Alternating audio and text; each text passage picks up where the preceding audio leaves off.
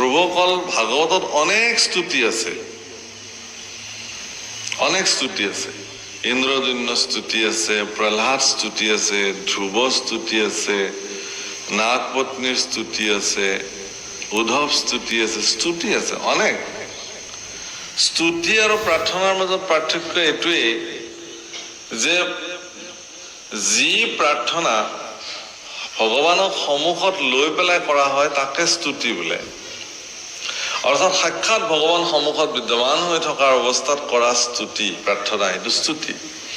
গতিকে এই ধৰণে কুন্তীও স্তুতি কৰিছিল। অৱশ্যে মোৰ মহাপুৰুষ কৃপালু গুৰু শ্ৰীমন্ত শংকৰদেৱ গুৰুজনাই কুন্তীৰ স্তুতিটোকে সৰ্বশ্ৰেষ্ঠ স্তুতি হিচাপে মান্যতা কৰিছে। কৃষ্ণায় বাসুদেৱায় হৰয়ে পৰমাত্মনে, কৃষ্ণায় বাসুদেৱায় দৈবকী নন্দনায় চ নন্দ গোপ কুমারায় গোবিন্দায় নমো নমঃ। নমঃ পঙ্কজ নাভায় নমঃ পঙ্কজ মালিনে নমঃ পঙ্কজ নেত্রায় নমস্তে পঙ্কজাঙ্ঘ্রয়ে। वसुदेवं सुतं कृष्णं कंसचानुतिरुमर्दनं देवकृदयानन्दं कृष्णं वन्दे जगद्गुरुं। मूकं करोति वाचालं पङ्गुं लङ्घयति गिरिं यत्कृपातमहं वन्दे परमानन्दमाधवम्। কৃষ্ণ স্তুতি কুন্তী দেৱীৰ শ্ৰীমুখে ওলোৱা কৃষ্ণ স্তুতিৰ আটাইতকৈ গুৰুত্বপূৰ্ণ পদভাগী হ'ল মূকম কৰতি বাচালম পংগুম লংঘয়তে গিৰিম যৎ কৃপা। ভগৱানৰ কৃপা এনেকুৱা অপৰম্পাৰ যে মূকজনেও কবি হ'ব পাৰে, কথা ক'ব পাৰে, বাক্যবান হৈ যাব পাৰে।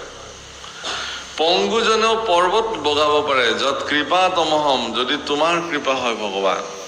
তাৰমানে কি, ঈশ্বৰৰ কৃপাত নহ'বলগীয়া একো কথাই নাই, অসম্ভৱ বুলিবলৈ ভগৱানৰ কৃপাত একোৱেই নাই। পৃথিৱীত সকলো কাৰ্য সম্ভৱ হৈ যায়।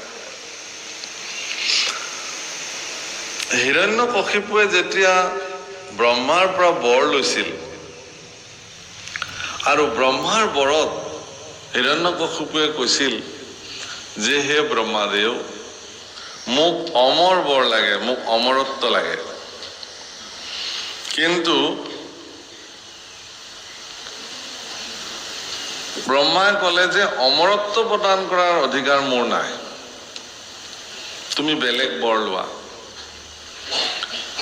তেতিয়া হিৰণ্যকশিপুৱে এনেকুৱা এটা বৰ ল'লে যে অস্ত্ৰে শস্ত্ৰে যাতে মই নমৰো, মই দিনত নমৰো, ৰাতি নমৰো, ঘৰৰ ভিতৰত নমৰো, বাহিৰত নমৰো,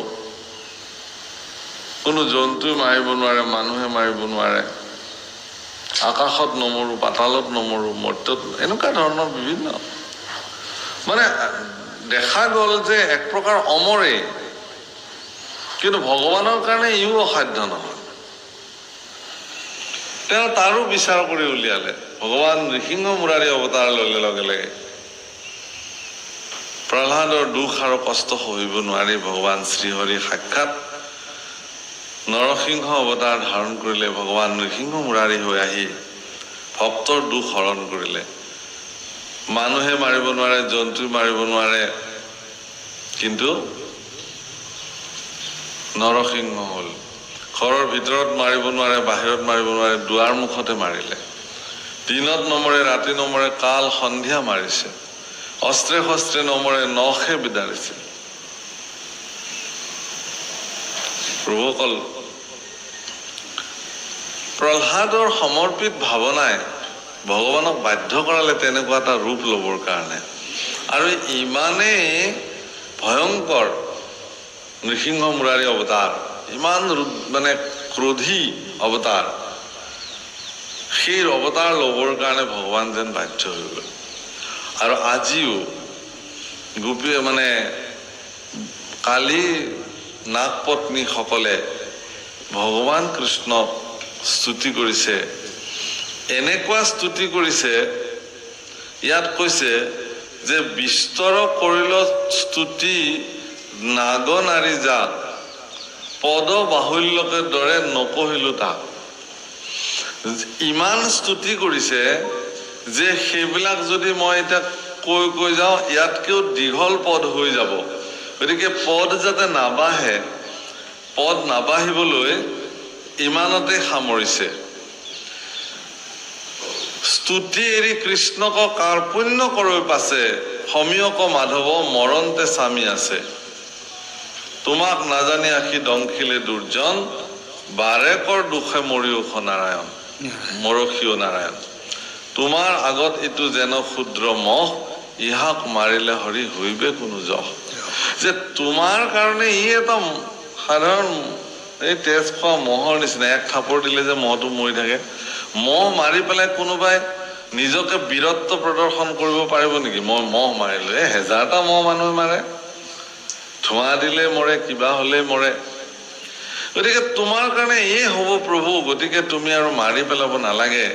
সাধাৰণতে নাগ পত্নীসকলে ভাবিছে যে আমি যদি ভগৱানক কোটি কোটি প্ৰাৰ্থনা কৰো, অন্ততঃ আমাক বিধৱা হোৱাৰ পৰাতো তেওঁ বচাব।